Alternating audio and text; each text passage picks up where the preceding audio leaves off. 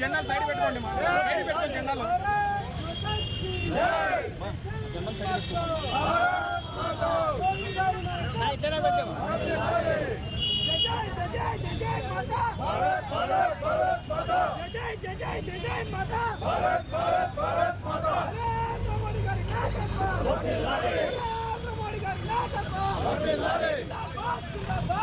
నరేంద్ర మోడీ గారి నాయకత్వం, రాజేష్ గారి నాయకత్వం, అనిత్ కుమార్ గారి నాయకత్వం, కిరణ్ అన్న నాయకత్వం.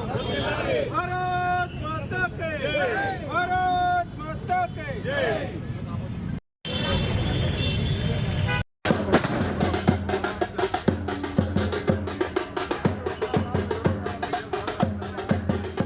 భారతదేశ చరిత్రలో ఒక చారిత్రాత్మక ఘట్టం నిన్న పార్లమెంట్లో జరిగింది.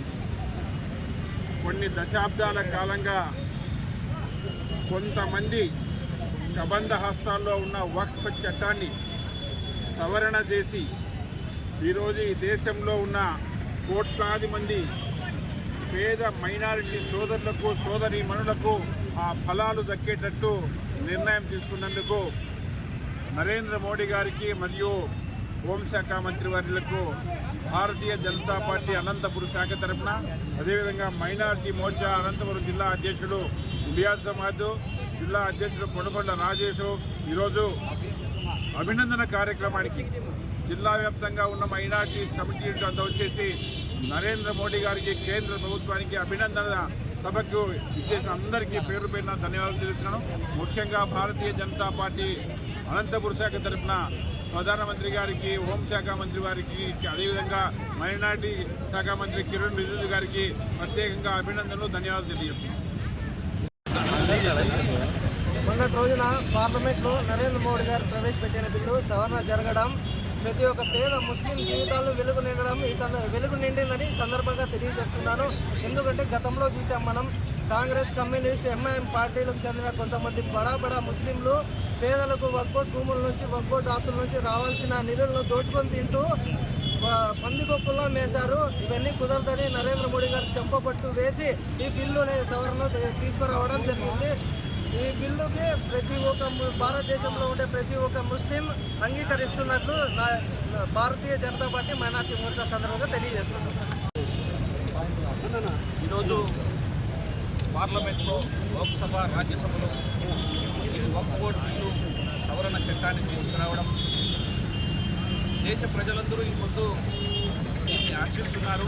మేధావులైతేనేమి, లేకపోతే విద్యావంతులైతేనేమి ఎంతోమంది చర్చలు జరిపి ఎంతోమంది అభిప్రాయాలు తీసుకొని ఈ బిల్లు ప్రవేశపెట్టడం జరిగింది.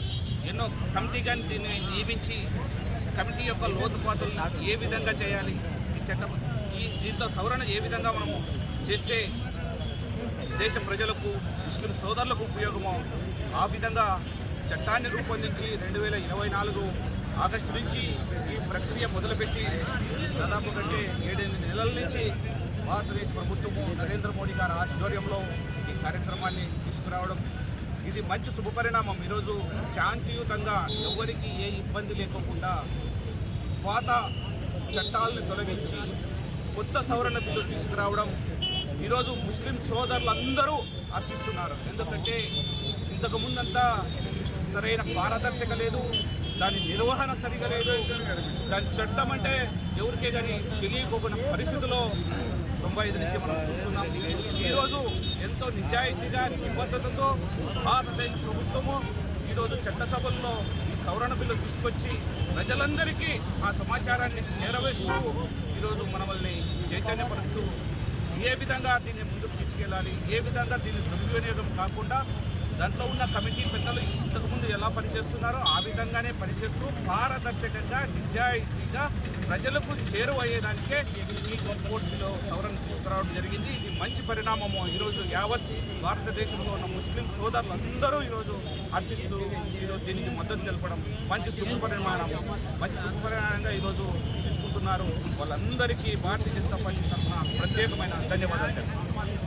ఉన్న మన భారతదేశానికి వివిధ మతాలు, విశ్వాసాలు ఉన్న నేపథ్యంలో ఆ అసమానతలు తొలగించి అందరినీ ఒక తాటిపైకి తేవటానికి చేసిన ప్రయత్నమే ఈ ముస్లిం మైనారిటీల ఒక్కోటి బిల్లు సవరణ బిల్లు అని మీకు తెలియజేసుకుంటున్నాం. బీజేపీ ఏ విధంగానూ ముస్లిం మైనారిటీలకు వ్యతిరేకం కాదు. అయితే కొంతమంది దుష్ప్రచారం వల్ల ఇది అందరి నోట్లో నానింది. కానీ గత 4 రోజులుగా లోక్సభలో అయితేనేమి, తదికి రాజ్యసభలో అయితేనేమి విభిన్న చర్చల అనంతరం 2 సభలు ఆమోదించిన తర్వాత రాష్ట్రపతి ఆమోదం కొరకు బిల్లును పంపడం జరిగింది. ఈ బిల్లు అధ్యక్షుడు చెప్పినట్టు అనేక పర్యాయాలు అనేక మందితో డిస్కషన్ చేసి సవరణలు చేసిన తర్వాత అందరికీ యోగ్యంగా ఉండాలనే ఉద్దేశంతోనే ఈ బిల్లుని తయారు చేసి ప్రజల ముందుకు తేవాలని కోరుకుంటున్నారు. బీజేపీ మైనారిటీలకు ఎట్టి పరిస్థితుల్లో వ్యతిరేకం కాదు. వాళ్ళ హక్కుల్ని కాపాడడానికి ఎప్పుడూ కట్టుబడి ఉంటామని రాష్ట్ర ప్రజలందరికీ తెలియజేసుకుంటూ మైనారిటీ వర్గాల యొక్క హర్షం వ్యక్తం చేస్తూ సెలవు తీసుకుంటున్నాను. ధన్యవాదాలు.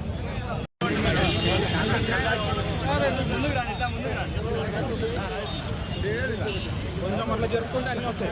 జరుపుకున్నా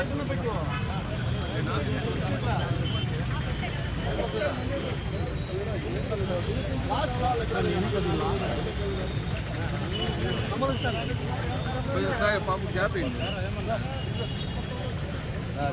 ఒక నిమిషం.